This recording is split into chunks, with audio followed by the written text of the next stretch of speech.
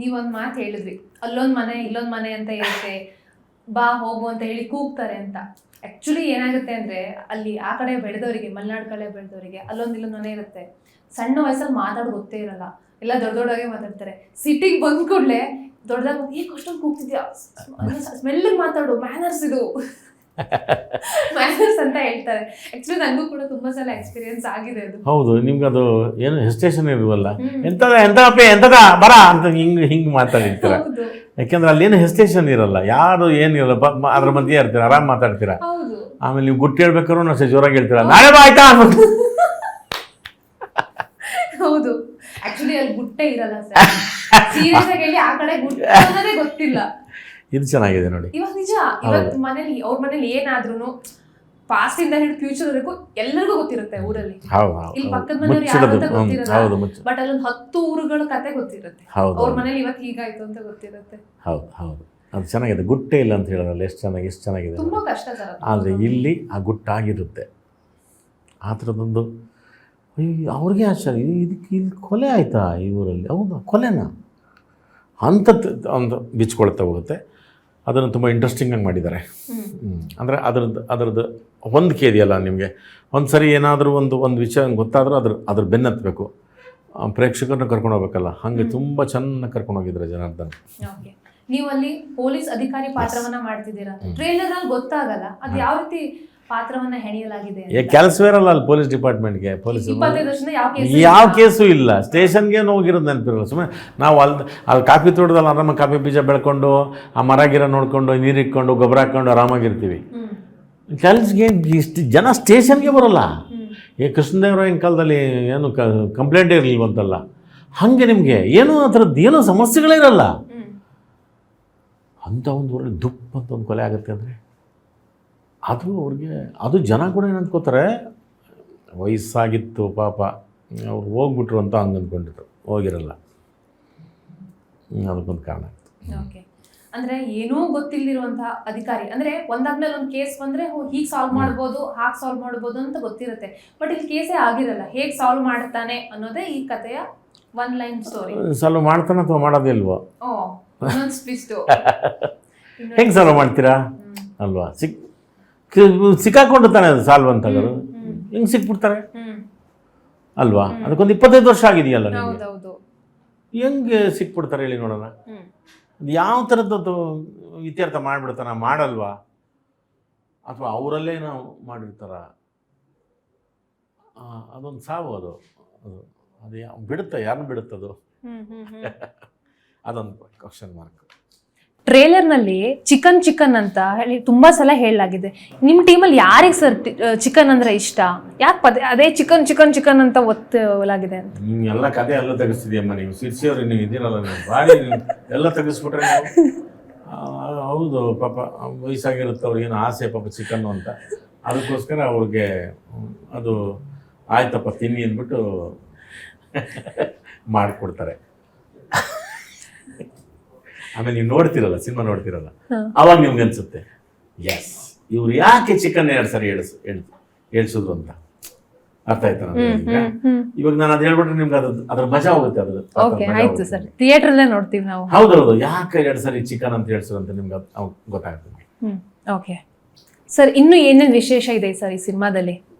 ಈ ಕೊಲೆ ಸಿಗುತ್ತೋ ಸಿಗಲ್ವೋ, ಅದು ಹಿಂದಾಗಿರುತ್ತೋ ಮುಂದಾಗುತ್ತೋ, ಅದು ಸಲೀಸ ಸಿಗಾಕೊಂಡ್ಬಿಡ್ತಾರೋ, ಸಿಗಾಕೊಳ್ಳೋದೇ ಇಲ್ವಾ? ಹಿಂಗದು 25 ವರ್ಷ ಯಾಕಾಗಿಲ್ಲ ಅಲ್ಲಿ? ಏನೋ ಆ ಥರದ್ದೇನೋ ಸಮಸ್ಯೆಗಳು ಯಾಕೆ ಬಂದಿಲ್ಲ? ಈ ಥರದ್ದೇನೋ ಈ ಥರದ ಗೊಂದಲಗಳು ಹಿಂಗೆ ಬಿಚ್ಕೊತ ಹೋಗುತ್ತೆ. ಹಿಂಗೆ ಅದು ಬಿಚ್ಕೊಂಡು ಹೋಗಿ ಅದಾದಮೇಲೆ ಇನ್ನೊಂದು ಥರದ್ದು ಒಂದು, ಅಂದರೆ ಸಿಗಾಕೋತಾರೋ ಸಿಗಾಕೊಳ್ಳಲ್ವ? ನೀವು ಕೇಳೋದಲ್ವ, ಸಿಗಾಕೊಂಡ್ಬಿಡ್ತಾರಂತ. ಅಷ್ಟು ಈಸಿ ಅಲ್ಲ. ಓಕೆ, ಈಗ ಗುಲ್ಟು ಸಿನಿಮಾ ಮಾಡಿ ಜನಾರ್ದನ್ ಚಿಕ್ಕಣ್ಣ ಅವರು ಎಲ್ಲರೂ ಒಂಥರ ಹುಬ್ಬೇರೋ ಆಗಿ ಮಾಡಿದ್ದಾರೆ ಕನ್ನಡ ಇಂಡಸ್ಟ್ರಿಯಲ್ಲಿ. ಇದ್ರ ಜೊತೆಗೆ ಗೋಧಿ ಬಣ್ಣ ಸಾಧಾರಣ ಮೈಕಟ್ಟು, ಸಪ್ತಸಾಗರದಾಚೆ ಎಲ್ಲೋ ಮಾಡಿ ಹೇಮಂತ್ ರಾವ್ ಅವರು ಕೂಡ ಒಂದು ಒಳ್ಳೆ ಹಿಟ್ಟನ್ನ ಕೊಟ್ಟಿರುವಂತ.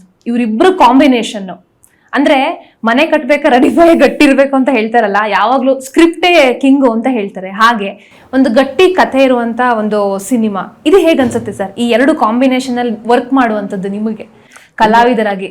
ಅದು ತುಂಬ ಒಳ್ಳೆ ವಿಚಾರ ಅಲ್ವಾ. ಈಗ ಜನಾರ್ದನ್ ಒಬ್ಬ ಡೈರೆಕ್ಟ್ರು, ಹ್ಮ್ ಹೇಮಂತ್ ಕೂಡ ತುಂಬ ಒಳ್ಳೆ ಡೈರೆಕ್ಟ್ರು, ಈಗಾಗಲೇ ಕನ್ನಡ ಪ್ರೇಕ್ಷಕರಿಗೆ ತುಂಬ ಪ್ರೂವ್ ಮಾಡಿರೋರು, ಇಷ್ಟ ಆಗಿರೋ ಡೈರೆಕ್ಟ್ರು. ಹ್ಮ್ ಈಗ ಅವರಿಬ್ಬರು ಸೇರಿಕೊಂಡು ಒಬ್ಬ ನೀನು ಕತೆ ಮಾಡೋ ನಾನು ಪ್ರೊಡ್ಯೂಸ್ ಮಾಡ್ತೀನಿ ಅಂತ ಬಂದಾಗ ನಾವು ಕಲಾವಿದರು ಅಲ್ಲೇ 50% ನಮಗೆ. ಅಂದರೆ ಈಗ ಇಬ್ಬರು ಡೈರೆಕ್ಟ್ರುಗಳು ಒಂದು ಕಥೆನ ಒಂದು ಸಿನಿಮಾ ಮಾಡ್ತಾರೆ ಅಂತಂದರೆ ಅವರು ಅದನ್ನು 10 ರೀತಿ ಯೋಚನೆ ಮಾಡಿರ್ತಾರೆ. ಅದಕ್ಕೆ ಬೇಕಾದಂಥ ಆವರಣಗಳಾಗ್ಬೋದು, ಅದಕ್ಕೆ ಬೇಕಾದ ಮ್ಯೂಸಿಕ್ ಆಗ್ಬೋದು, ಆರ್ಟಿಸ್ಟ್ ಆಗ್ಬೋದು, ಎಲ್ಲರದ್ದು ಅದಕ್ಕೆ 10 ರೀತಿ ಯೋಚನೆ ಮಾಡಿರ್ತಾರೆ. ಇಬ್ಬರು ಸೇರ್ಕೋತಾರೆ ಅಂತಂದರೆ ಹಂಗಾರೆ ಈ ಕತೆ ಇದಕ್ಕೆ ಚೆನ್ನಾಗಿದೆ ಅಂತಲೇ ಅಲ್ವಾ ಅರ್ಥ. ನಮ್ಗೆ ಅಲ್ಲೇ ಒಂಥರ ಹೌದಾ ಇದು ಹೇಮಂತ್ ಪ್ರೊಡ್ಯೂಸ್ ಮಾಡ್ತಿದ್ದಾರಾ ಅನ್ನೋದೊಂದು ಪ್ರಶ್ನೆ ಬರುತ್ತೆ. ಆಮೇಲಿಂದ ಹೌದು ಇದು ಬೇರೆ ಥರ ಇದೆ, ನಮ್ಮ ಒಟ್ಟು ಕನ್ನಡ ಚಿತ್ರರಂಗಕ್ಕೆ, ನಮ್ಮ ಕನ್ನಡ ಪ್ರೇಕ್ಷಕರಿಗೆ ಇದು ಒಂದು ಹೌದು ಇದನ್ನು ಮೆಚ್ಕೋತಾರೆ, ಇಷ್ಟಪಡ್ತಾರೆ, ಯಾಕೆಂದರೆ ಇದು ಬೇರೆ ಥರ ಇದೆ. ಇವೆಲ್ಲ ದೃಷ್ಟಿಗಳಿಂದ ಅವರು ಒಟ್ಟಿಗೆ ಸೇರಿಕೊಂಡಾಗ ಅದರ ಜೊತೆ ಪ್ರಚುರ ಅಂತ ನಮ್ಮ ಇನ್ನೊಬ್ಬ ಡೈರೆಕ್ಟ್ರು, ಆತನು ಸಾಕಷ್ಟು ಇಲ್ಲೆಲ್ಲ ನಮ್ಮ ಎಂಟರ್ಟೈನ್ಮೆಂಟ್ ಇದರಲ್ಲೇ ಇರುವಂಥವ್ರು, ಅವ್ರು ಸೇರ್ಕೋತಾರೆ. ಇವರೆಲ್ಲ ಸೇರ್ಕೊಂಡ್ಮೇಲೆ ನಮಗೆ ಯಾರೊಬ್ಬರು ಬೆಂಗಳೂರು ಕುಮಾರ್ ಅಂತ ಅವ್ರು ಬಂದ್ಬಿಟ್ಟು ಈ ಸಿನಿಮಾನ ನೋಡಿ ಸರ್ ಇದು ನಾನು ರಿಲೀಸ್ ಮಾಡಿಕೊಡ್ತೀರಾ ನೋಡಿ, ಆ್ಯಡಿಂಗ್ ನೋಡಿ ಎಲ್ಲ ಹೆಂಗಾಗುತ್ತೆ. ನಮ್ಗೆ ಅಲ್ಲೇ ನಮಗೆ ಇವರಿಬ್ಬರು ಸೇರ್ಕೊಂಡಿದ್ದೆ ನಮಗೆ ಭಾಳ ಖುಷಿ ಆಯಿತು. ಇನ್ನು ಇವೆಲ್ಲ ಸೇರ್ಕೊಂಡಿದ್ದು ಇನ್ನೂ ಖುಷಿ ಆಯಿತು. ಆ ದೃಷ್ಟಿಯಿಂದ ಇದು ಹೌದು ಒಂದು ರೀತಿ ಎಲ್ಲರೂ ಇಷ್ಟ ಆಗುತ್ತೆ ಅನ್ನೋದು ಒಂದು ನಂಬಿಕೆ. ಓಕೆ ಸರ್, ಕಾಮಿಡಿ ಪಾತ್ರಗಳ ಮೂಲಕ ಜನರಿಗೆ ಮೊದಲು ತುಂಬ ಇಷ್ಟ ಆದ್ರಿ, ಆಮೇಲೆ ಎಮೋಷ್ನಲ್ ಸೀನ್ಸ್ ಜಾಸ್ತಿ ಮಾಡ್ತಾ ಹೋದ್ರಿ. ಇವಾಗ ಕಂಟೆಂಟ್ ಓರಿಯೆಂಟೆಡ್ ಅಂದರೆ ನಿಮ್ಮ ಎಕ್ಸ್ಪ್ರೆಷನ್ನೇ ನೋಡ್ಬೇಕು ನಾವು ಆ್ಯಕ್ಚುಲಿ ಸಿನಿಮಾದಲ್ಲಿ. ಶಾಕಾಹಾರಿಲಂತೂ ಅದ್ಭುತವಾಗಿ ನಡೆಸಿದ್ದೀರಾ. ಈಗ ಪಾತ್ರಗಳು ಒಂದಾದ್ಮೇಲೆ ಒಂದು ಶೇಡು ಅಂದರೆ ಪಾತ್ರ ಅನ್ನೋದಕ್ಕಿಂತ ಶೇಡು ಚೇಂಜ್ ಆಗ್ತಾ ಇರೋವಂಥದ್ದು ಕಲಾವಿದನಾಗ ಎಷ್ಟು ಖುಷಿ ಇದೆ ಸರ್. ಅಲ್ಲಕ್ಕ ಇನ್ನು ಈಗ ಹೌದಲ್ವಾ, ನಾನು ಇವಾಗ ಒಂದು ಸುಮಾರು 100-150 ಸಿನಿಮಾ ವಿಲನ್ ಆಗಿ ಮಾಡಿದೆ.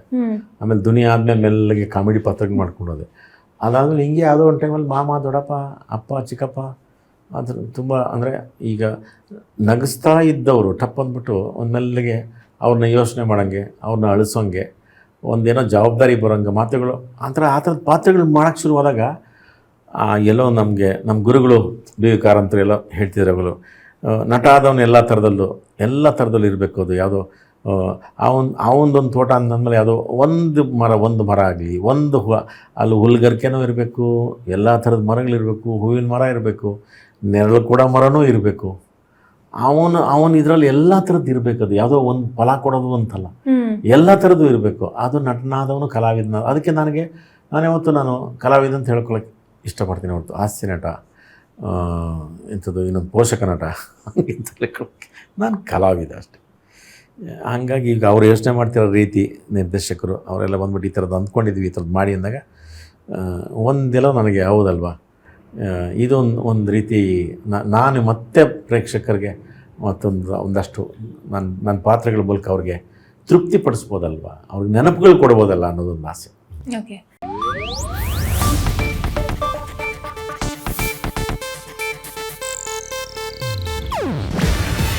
ಇದು ಏಷ್ಯಾನೆಟ್ ನ್ಯೂಸ್ ನೆಟ್ವರ್ಕ್ ಪ್ರಸ್ತುತಿ.